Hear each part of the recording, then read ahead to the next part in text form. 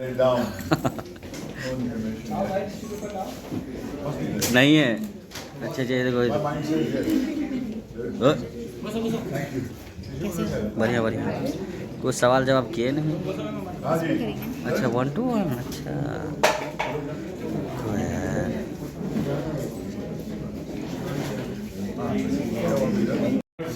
आपकी फिल्मों में दिखाई देंगे ना, मतलब जो डायरेक्ट कर रहे हो वो वाली कोई ये डायरेक्ट करेंगे अगली फिल्म, उसमें भट्ट साहब भी रहेंगे। वो सरप्राइज हो सकता है। सरप्राइज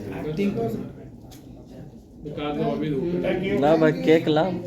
केक बैठिए बैठिए आप लोग। कमाल का म्यूजिक डायरेक्टर हाँ है, कमाल डायरेक्टर है, दोनों मध्य प्रदेश के हैं। एक गाने की कुछ लाइनें मेरे मेरे मेरे फिल्म में एक नई जान फूकी है। आपने ना इसके पहले सवाल पूछा था कि आगे आप लोग क्या करने वाले हो, तो एक स्ट्रगलर फिल्म है जो इन्होंने लिखी है, यही डायरेक्ट करने वाली है। तो मैं और पुनीत ही उसमें म्यूजिक देंगे। ये आपका पहले सवाल का जवाब। अच्छा श्वेता, कभी ऐसा हुआ कि राइटिंग में आपने की वो हाँ। सर को आपने दिखाया तो सर ने कहा कि नहीं कुछ लफ्ज ऐसे नहीं ऐसे कर दो, अगर कोई किस्सा अगर आप सुनाना लफ्ज बताना। के साथ सर नहीं, वो लफ्ज के साथ छेड़छाड़ नहीं, बट हाँ फीलिंग के लिए कि थॉट कि ये हो सकता है और बेटर। तो मैंने बोला ना कि मैं तो चोर हूँ, मतलब उसमें कोई वो नहीं। बॉस मुझे बताते थे सिचुएशन, हम लोग डिस्कस करते थे और उन्हीं के कहे को मैं लिख देती। भट्ट साहब, अच्छा आपने देखी तो होगी फिल्म आदिपुरुष? अबे क्योंकि अभी तक गाना सुनाएंगे, कुछ गाना सुनाएंगे जरूर, गाना सुनाइए। उसी के लिए हम आए हैं। नहीं, मैं भट्ट साहब ने नहीं देखी। नहीं देखी? ना मैंने देखी, मैंने देखी, किसी ने नहीं देखी बिकॉज़ नहीं देखी यार। अभी हम लोग अपनी फिल्म में बहुत महंगी है यार, देखेंगे बार-बार नहीं, भट्ट साहब पहले बहुत अब चेंज हो गए, बहुत सारे हर मुद्दों का जवाब देते थे, लेकिन अब शायद मुद्दे को लेके आए। पुनीत सब कुछ गाना बोलना। सुना दीजिए। अरे सुनाएंगे, उसी के लिए आए हैं। नहीं, मैं अगर गाना सुना देंगे तो शायद आप लोग सवाल पूछ पाएंगे। अभी अगर आप लोगों ने नहीं सुने तो बेटर है कि गाना गाना सुना, अपनी आवाज में गाते भी बहुत बढ़िया। ठीक गाइए गाइए। एक अच्छे महापुरुष हमारे पास महापुरुष पुनीत साहब बैठे आगे पुरुष। मुझे भी उसी के लिए गाना सुनो, हाँ बहुत गाना सुनो। Yes sir. गाने सुनाएगा कि सुनाएगा? कौन सा वो कहानी सुना देता हूँ। ये वो जोड़ी कौन सुनाएगा? श्रेया की आवाज में। मेरे पास उसकी हाँ, बहुत उसका दिखा क्लिप दो, है। दिखा दो कैसे दिखाओगे? मोबाइल में फोन पे। नहीं, ये कहाँ देखेंगे? ठीक है, मैं गाना सुनाता हूँ हमारी फिल्म का। जो मैं जिस गाने के बारे में बात कर रहा था वो कहानी फिर कभी मैं उसका अंतरा सुनाता हूँ आपको। बड़ा प्यारा अंतरा लिखा है श्वेता ने। कैसी काली रात थी जिसने सब कुछ मेरा छीन लिया है, जिसको बुना था हाथों से अपने, रिश्ता वो पल में टूट गया है। होगा सवेरा फिर से वहीं वो कहानी, फिर कभी अब हम मिलेंगे ना कहीं, वो कहानी फिर कभी। ये जो धुन है वो कहानी फिर कभी, ये तो उसी समय आ गई थी जब मैंने भट्ट साहब के मुंह से ये लाइन सुनी थी। तो जैसा कि भट्ट साहब ने कहा ना कि गाना अगर सही सेट है तो वो अपने आप धुन लेके आता है, उसी की सोल वहीं पे होती है एंड देन वो हमें मिल जाता है। मतलब हम तो चाहेंगे कि आप डायरेक्शन करते थे तो कोई प्लान है कुछ वो जो चीज जो आप में है ना, इंदौर से आपकी फिल्म इंतजार है सर, आपकी फिल्म जो आप डायरेक्ट करने इंदौर से आई वाले है, इंदौर से आई। अभी भी इंतजार है लोगों को यार डायरेक्शन। श्वेता बोतरा जी इंदौर से आई है, ये जबलपुर के हैं, जंगलों में रहते हैं, बाघ के साथ में। और मैं बार बार पूछता हूँ कि यार वहाँ पर शेरों की दहाड़ सुनकर तू यहाँ पर कैसे आ गया? धन्यवाद। एक कटिंग ये 3 गाने जो हैं वो इम्पोर्टेंट गाने हैं। फियट होती थी, पीछे से वो हारमोनियम निकालते थे, वो लेकर उनके कैफी साहब के लॉन में आते थे।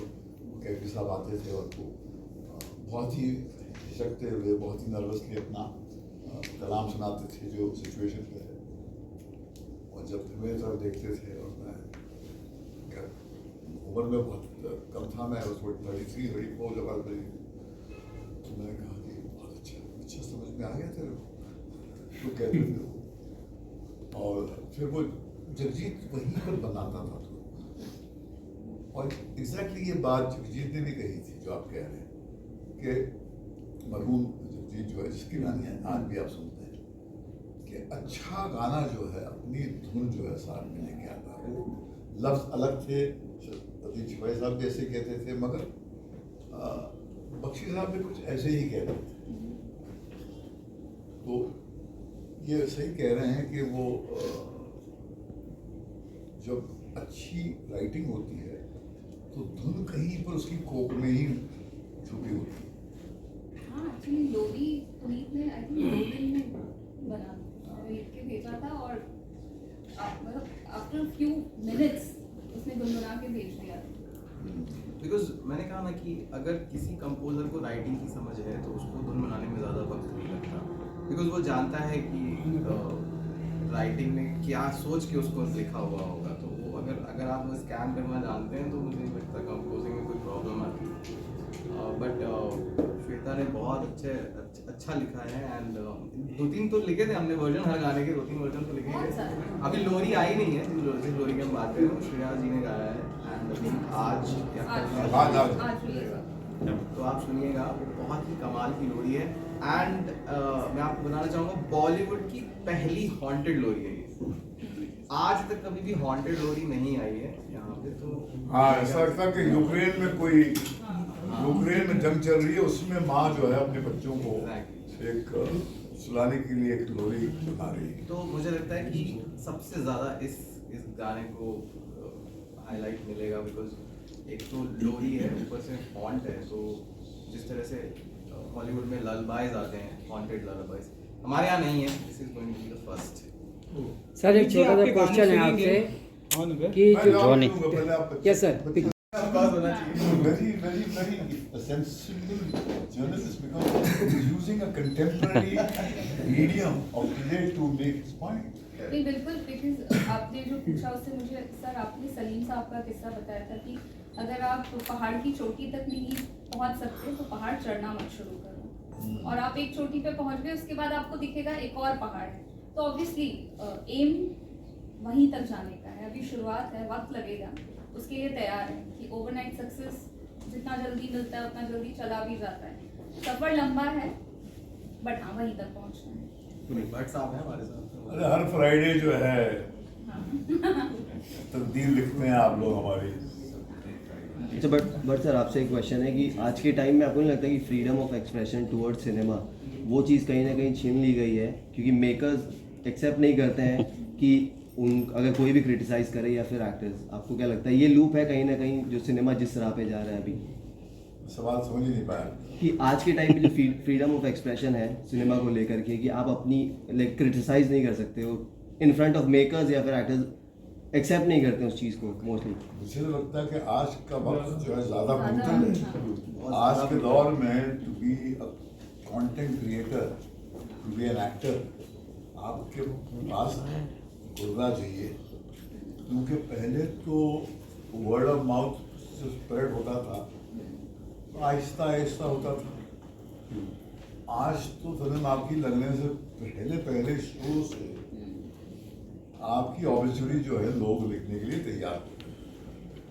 कुछ लोगों को सुख दूसरों को दुख देखकर ही मिलता है, और ये इस पेशे की ये एक सच्चाई कि जिसके पास एक ग्लैडिएटर स्पोर्ट कहते थे ना, कि जहाँ पर वो एरिना में लोग बैठते थे, फिर एक आदमी आता था और शेर आते थे और फिर आपको लड़ना पड़ता था, और बाकी सब चीखते थे, ताली बजाते थे, अच्छा है काटो मारो।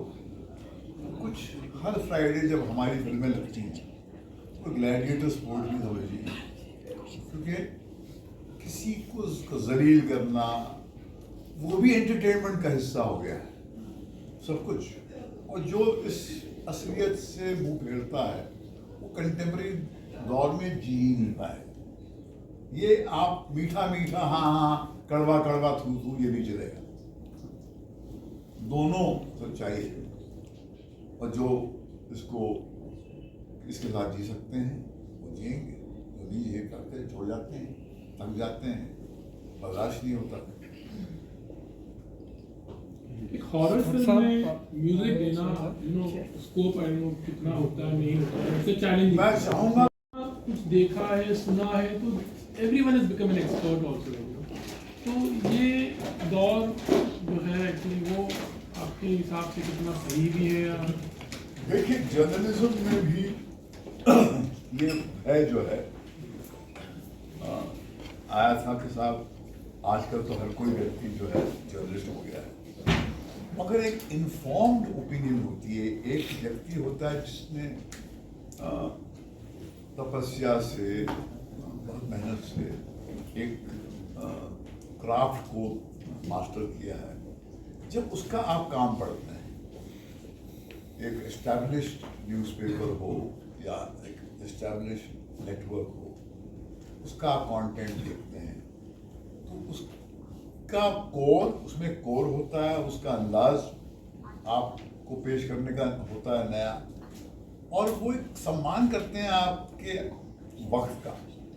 तो मेरे हिसाब से ये बहुत कुछ चीज़ें बदलने के बाद में लगता है कि एक डिल्यूज है और ये एक सुनामी ऑफ कंटेंट कहीं पर आया। उसमें एक फ्रेज था कि looking for a needle in a haystack, मगर now you are looking for that needle in a room full of needles.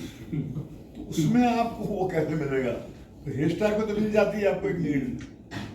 तो ये वाकई एक अपने आप में प्रॉब्लम है। इसलिए जैसे ये फोकस मार्केटिंग की बात क्यों कर रहे हैं, क्योंकि जब हम अपने फिल्म की प्रमोशन के लिए निकलते हैं तो अक्सर हमारे जो मेन प्लेयर्स होते हैं वो कहीं पर एक्लिप्ट हो जाते हैं, पीछे रह जाते हैं।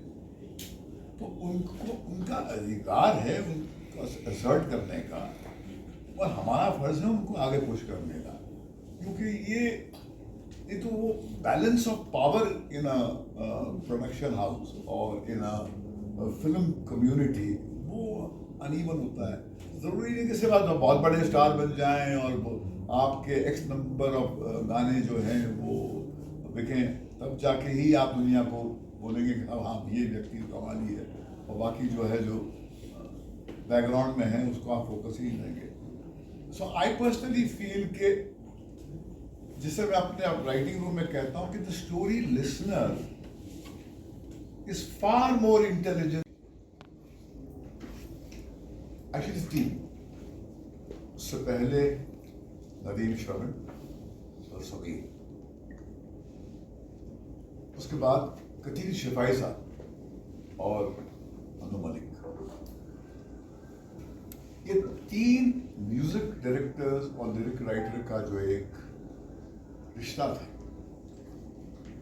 उनकी जो जुगलबंदी होती थी उससे वो संगीत पैदा हुआ जिसकी वजह से लोग मुझे आज जानते हैं। ऐसा नहीं कि मैंने दूसरे म्यूजिक डायरेक्टर के साथ काम नहीं किया, मगर क्योंकि मैं इस कॉम्बिनेशन की बात कर रहा हूँ, lyric writer and music director का एक एंड्योरिंग कॉम्बिनेशन, तो मैं अपनी बात सिर्फ इन तक सीमित रखूँगा। वैसे कौशल मुनीर जी ने भी काम किया मेरे साथ, और बहुत सारे और लोगों ने, सईद कादरी ने किया मेरे साथ में, मेरा दोस्त, मेरा अजीज दोस्त, जिसने प्रीतम के साथ में बहुत गाने लिखे थे, जिसने 2000 की शुरुआत में उसने एक अपनी किस्म की राइटिंग की थी, और फिर एक नई ऊर्जा अपने राइटिंग से उसने अपने गानों में ले ली। तो मैंने कुछ ऐसा घटते हुए देखा मेरे सामने, पुनीत और श्वेता के कॉम्बिनेशन के साथ। दोनों मध्य प्रदेश के हैं, इसको आप बोलते हैं हिंदुस्तान का हार्टलैंड। दोनों जो हैं एक नौजवान पीढ़ी को रिप्रेजेंट करते हैं। और जब मैं पहले मर्तबा पुनीत से मिला था तो मुझे याद है एक टेलीविजन का हम एक शो कर रहे थे स्टार के लिए, दिल जैसे धड़के धड़कने दो। तो एक छोटा सा नौजवान लड़का आया था बहुत एक्साइटमेंट लेकर, संजय मासूम जी के साथ में, जो खुद एक बहुत अच्छे राइटर भी और राइटर भी है। और इसने कमाल का गाना लिखा। काश वो टेलीविजन शो उस गाने से लॉन्च होता तो शायद उसकी जो TRP जो है शुरू से हम आसमान को छूती, मगर वो ऐसा नहीं हुआ। फिर वो कोविड आ गया तो वो शो ही उसने दम तोड़ दिया। मगर जब कोई आपको अच्छा फनकार मिलता है तो वो अपनी छाप छोड़ाता है। तो मेरी जो राइटर हैं श्वेता जी को बार बार ये लड़का याद आता था कि भैया कि अगर हमको नया संगीत चाहिए थी तो नया संगीत तो नए लोगों से ही आएगा ना। अगर हम अपने ही फिर स्विमिंग पूल में फिशिंग करते रहेंगे तो कैसा होगा। तो ये बात सही है, अक्सर हम अपने फिर स्विमिंग पूल छोड़ो श्वेता, हम तो अपने बाथ टब में ही फिशिंग करते हैं। बहुत अपनी पहुंच जो है हम बहुत ही लिमिटेड कर देते हैं। फिर जब हमें इस बच्ची से मिला विक्रम के साथ, जब मैंने अपना सफर शुरू किया तो ये वहाँ पर एक राइटिंग रूम से कनेक्टेड थी, मगर मैंने देखा था इसके अंदर स्पार्क है लफ्ज़ों को लेकर। इसके अंदर इसके लफ्ज़ों में एक संगीत है। तो मैंने इससे कहा बच्ची व्हाई डोंट यू राइट, तुम लिरिक्स लिखो। तो ये इसको अपने आप का एतबार नहीं था। तो मैंने कहा क्या होगा, बुरा गाना लिखो। तो अगर गिरते पढ़ते हम भी यहाँ पर हमने 54 ईयर्स गुजार लिए हैं तो तुम भी गिरते पढ़ते सीख ही जाओगे। अब मेरा ये मानना है, अब ये क्या होता है, कामयाब रिश्ते जो हैं बड़ी मुश्किल से जुड़ के रह पाते हैं।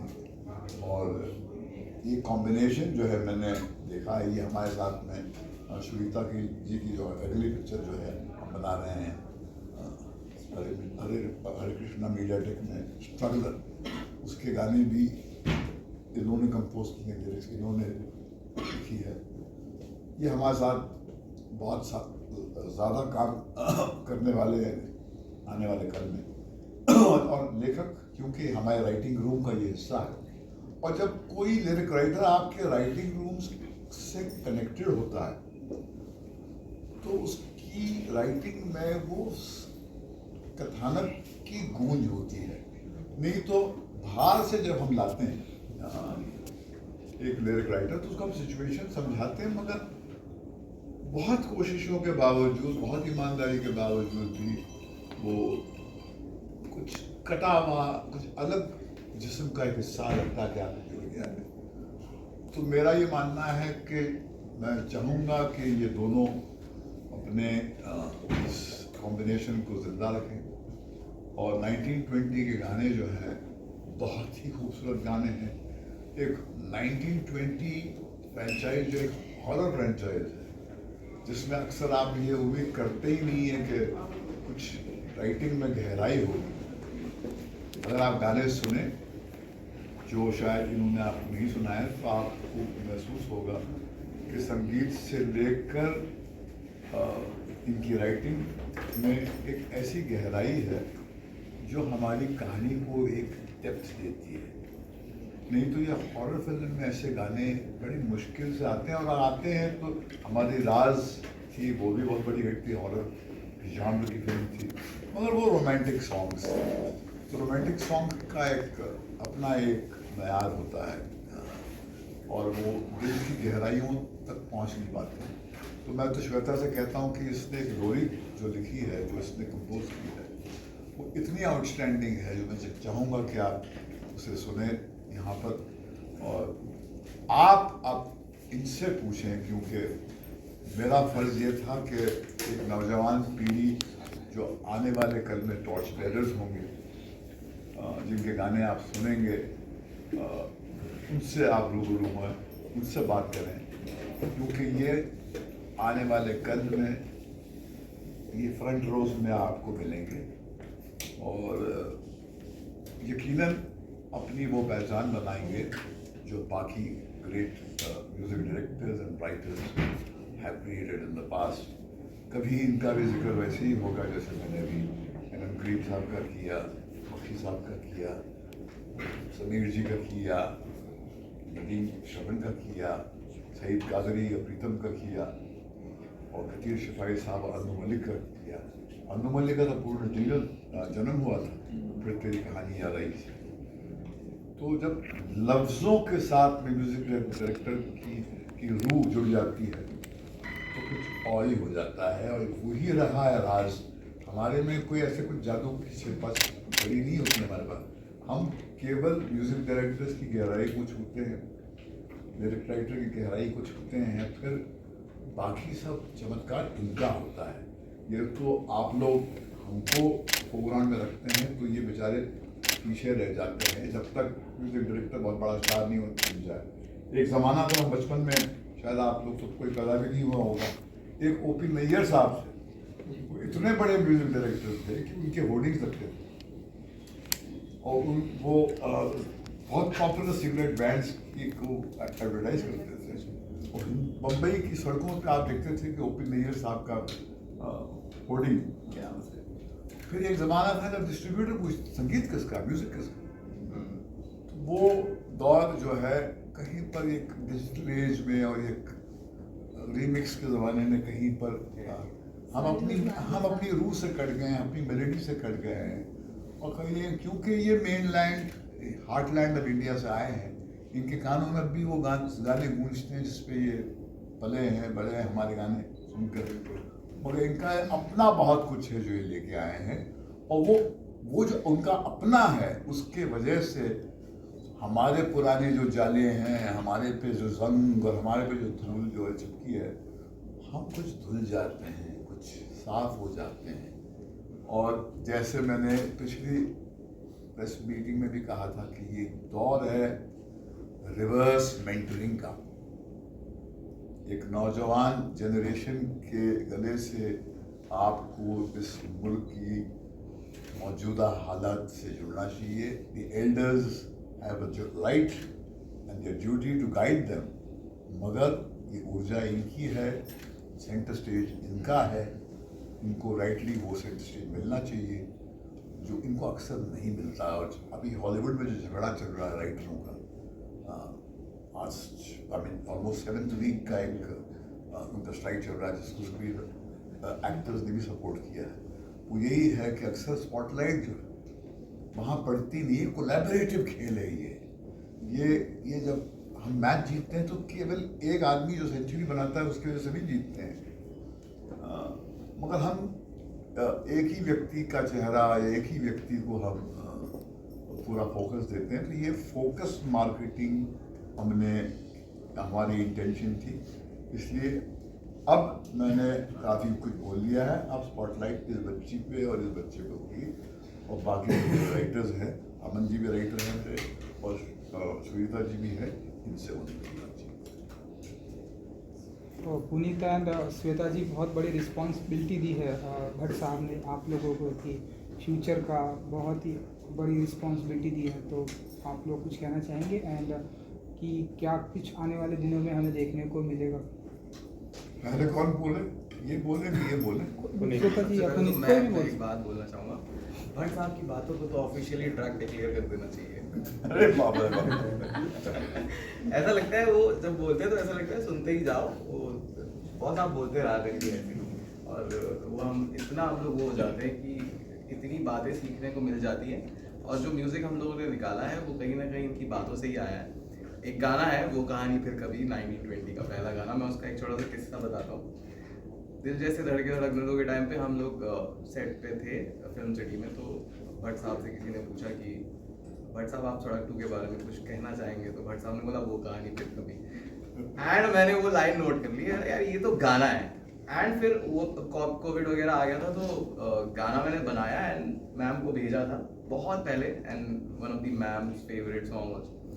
तो वो गाना फिर मैंने जब भट्ट साहब को सुनाया तो ये किस्सा बताया, तो देखिए 1920 में वो गाना आ गया फाइनल। अच्छा, तो ऐसी इतनी सारी बातें हैं जिसको हम लोग कुछ बोलते तो हम लोग है नहीं, क्योंकि बोल ही नहीं पाते वहाँ पे बैठ के, तो सिर्फ सुनते रहते हैं, लेकिन सुनते हुए भी हम लोग बहुत कुछ निकाल लेते हैं। इवन श्वेता तो पूरे टाइम वहाँ की रहती है, तो मैं सिर्फ चुराती हूँ। तो कंटेंट तो यहीं से आता है और यहीं से आता रहेगा आने वाले समय में। तो जो भी आपको सुनाई देगा, दिखाई देगा, वो रिफ्लेक्शन तो भट्ट साहब का ही है। और एज यू नो ऑल की भट्ट साहब का मेरा मुझ में कुछ नहीं, मैंने भी कहीं से हासिल किया है। क्या बात है। तो जैसा कि आप लोगों ने तो सब देखा है, और एक हिस्ट्री भी है कि भट्ट साहब के निकाले हुए गाने, फिल्म्स, एवरीथिंग जो कि इतने मज़ेदार होते हैं, कमाल के होते हैं।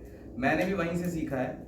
एज स्कूल गोइंग किड 2008 में मैंने फर्स्ट टाइम 1920 के गाने सुने थे और मैंने बोला था वो कमाल का म्यूज़िक है, बहुत अच्छा म्यूज़िक है। फिर मुझे भट्ट साहब का नाम पता चला एंड विक्रम भट्ट सर का नाम पता चला, और मैंने सोचा कि अगर कोई म्यूज़िक को मेरे समझ सकता है या उनको थोड़ा पसंद आएगा तो वो भट्ट साहब है। एंड देखिए डेस्टिनी की आई एम डूइंग 1920 का एक सीक्वल, तो this is kind of a success to me. And इसके लिए आपको इनको बोलना चाहिए कि पुल इन्होंने बनाया। श्वेता मैम अगर हमारे बीच नहीं होती तो शायद मैं तो भट्ट साहब तक नहीं पहुंचता, बट इनका सपोर्ट बहुत ज़्यादा रहा है एंड भट्ट साहब का तो रहा ही है। वो तो हमेशा सपोर्ट करते हैं नए लोगों को, उनके पास कोई भी आता है तो उसको काम मिलता ही है अगर वो डिजर्व करता है तो जिसका खुदा नहीं, जिसका कोई नहीं होता उसका खुदा होता है, और इंडस्ट्री में यही खुदा है भाई बहुत लोगों क्या होता है कि जब हम बिल्कुल सेंटर में पहुंच जाते हैं ना इंडस्ट्री के, तो हमारा सर्कल लिमिटेड हो जाता है।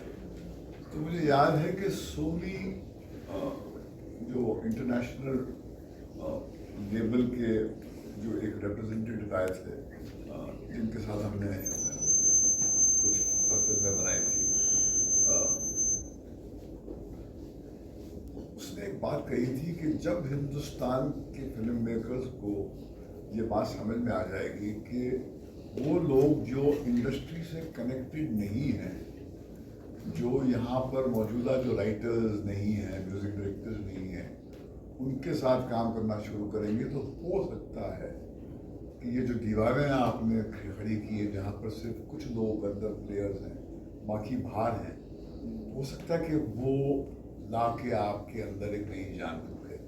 तो सुनीता जो थी ये बंगाल से आई हैं, कलकत्ते से आई हैं, तो वो लिटरेरी फेस अपना वर्ल्ड से आई हैं।